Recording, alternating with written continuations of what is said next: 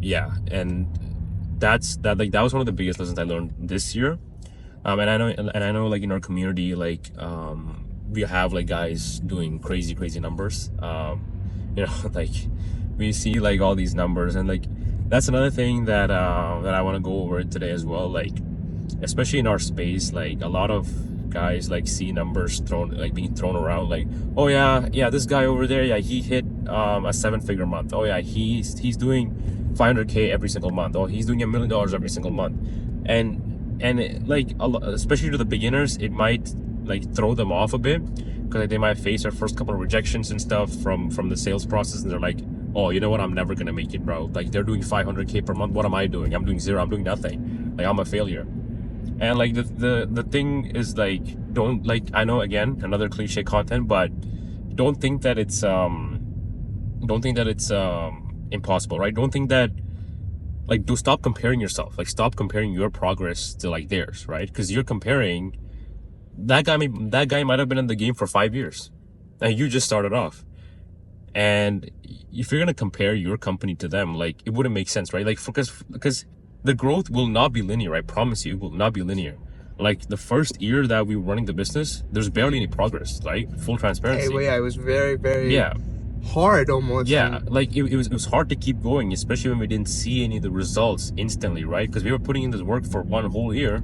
We're not seeing much, right? We're not seeing the expected output for that.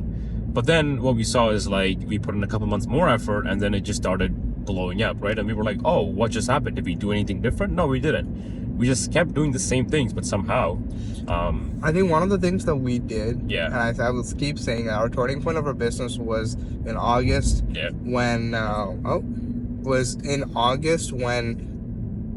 I kind of told you, like, nah, Yeah. we gotta scale. Yeah. Like, we can't just keep doing the same thing Yeah. and then not and expecting the kind of the consistency. Yeah.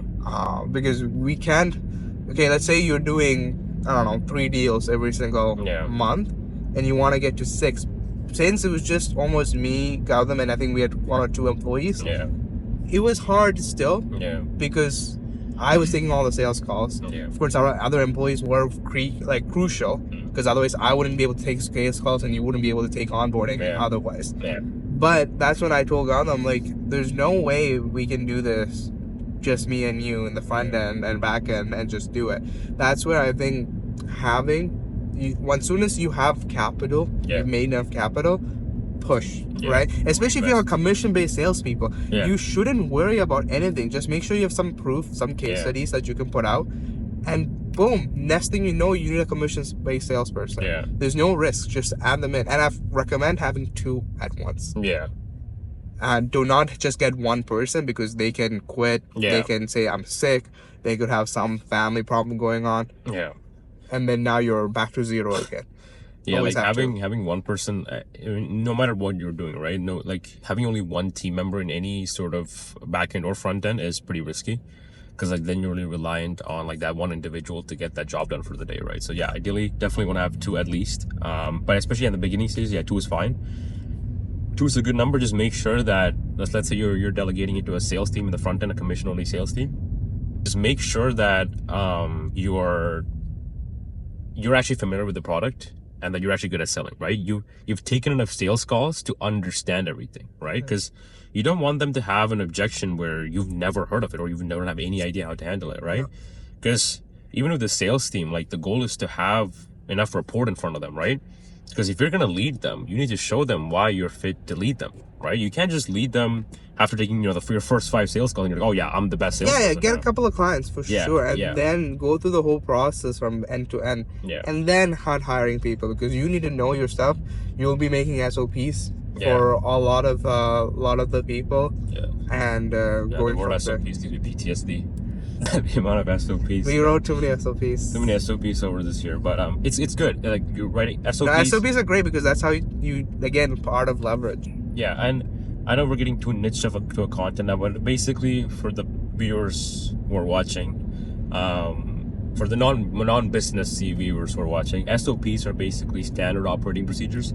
So what they are is basically, so let's say, you have, for example, your product, right? Let's say your product is about advertising. Now, you've got a couple of clients and now you want to delegate that task to someone else, what you do is create an SOP. So rather than training them from end to end for like multiple days on end, you can just give them an SOP. So this can either be a doc format or a video format or like a hybrid of both.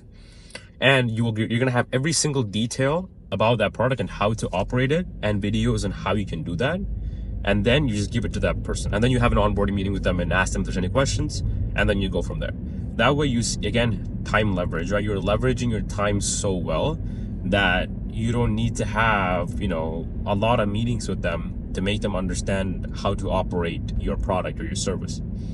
So that's why you would create SOPs. So again, this is a bit more high level stuff, but definitely, even if you're starting off, like these are good things that you can keep in mind that, you know, you will need down the line once you start getting your first couple of clients and then you're ready to hire more people. So yeah, building out SOPs, definitely another important factor when you're scaling a business, that's for sure. I think one of the things that I think we both learned also is just stick with it. Never. I don't care if the whole business is crashing down and you're dying and you're in your last dollar. Don't stop. Literally, like, do not stop. Keep going. Because there was many times where both me and Gautam could say, hey, call it quits, bro. It's good. I have everything. I'm good. You know, I tried it, failed it 10 times. Take the safe route. Why am I spending money on this? And like, because you're just bleeding expense, right? You might probably won't see anything. Doesn't matter. Go work a part-time job if you need to feed it. That's it. That's gonna pick up. Oh my god. Oh god. Yo. That truck. That's a garbage truck, by the way. There's no way that's legal. Okay, but yeah. But there's, like, don't stop. It does not matter. It overall does not matter, because let me tell you, we were in many of those spots. The fact that we didn't stop is why we are here today. Why we have an like team of employees, sales team, back-end team, all of that. It's because we said no. We're not gonna quit. We decided to stick with it, basically, right? And like any business will work, right? It's all about sticking with it and doing the highest leverage things, right?